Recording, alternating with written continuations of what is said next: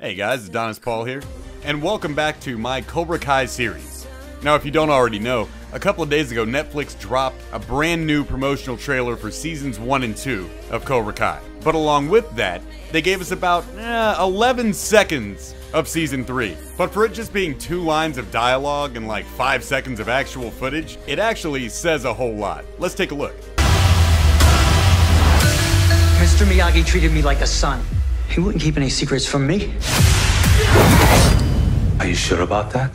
Now we already knew they were filming in Okinawa, and a lot of us inferred, and we're correct, that Chozen is returning. Now while Terry Silver will always be my favorite Karate Kid villain, Chozen has always been my favorite opponent Daniel had.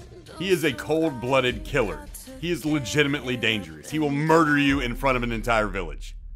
Now a lot of you might be saying, hey, well, AP, Mike Barnes is pretty evil. Let me play this scene for you real quick. Live or die, man. Die. Now Mike Barnes was badass, but he would not have chosen death. Now keep in mind that Daniel and Chozen had relatively different looking styles. Now why would that be? He was trained by Sato, who was trained by Miyagi's father along with Miyagi. Their styles of karate should be relatively similar.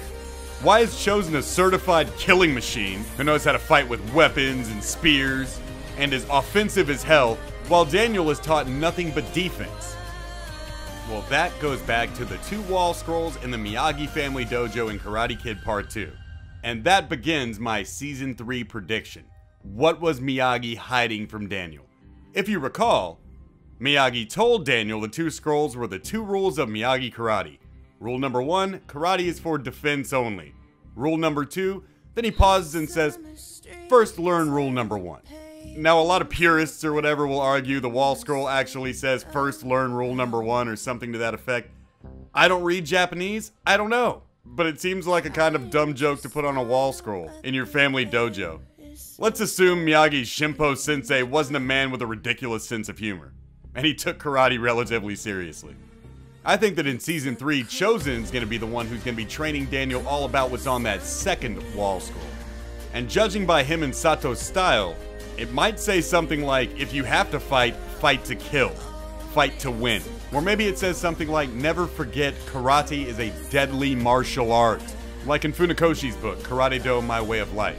Deadly seriousness must be kept in training. Now I know that sounds harsh, but think about all that good defensive stuff that Miyagi taught Daniel, and then Miyagi's always talking about balance as well. So if there's all that stuff, there's probably an offensive side to that martial art as well. And as we know, Miyagi was never really a fan of offensive martial arts. He didn't want to make more killers like Chozen and Sato. And what's really the problem with that? Well, there's a few problems with that. 1, Daniel cannot have balance this way. He's only learned half of an art. 2, and more importantly, Daniel is partly to blame, at least, for what happened to Robbie and Miguel. Try to imagine Chozen's take on that situation. So after many years, and apparently Chozen and Daniel have made up or whatever, Daniel comes to Okinawa broken, looking for Chozen's advice. And Chozen says, okay, what have you been using your karate for since I last saw you? How have you perfected your art? And Daniel has to tell him, well, I kicked the competition at LaRusso Auto Sales. Oh, and my prize student just kicked another kid off of a balcony and broke his back the other day. Chozen's gonna look at him like, yeah, of course that happened. You don't take karate seriously. You never taught these kids this is a deadly martial art, and it should be respected as such. To which Daniel retorts that Miyagi never taught him all that stuff. To which Chozen replies, yeah, and now your student has accidentally paralyzed another kid. You play too much, Daniel.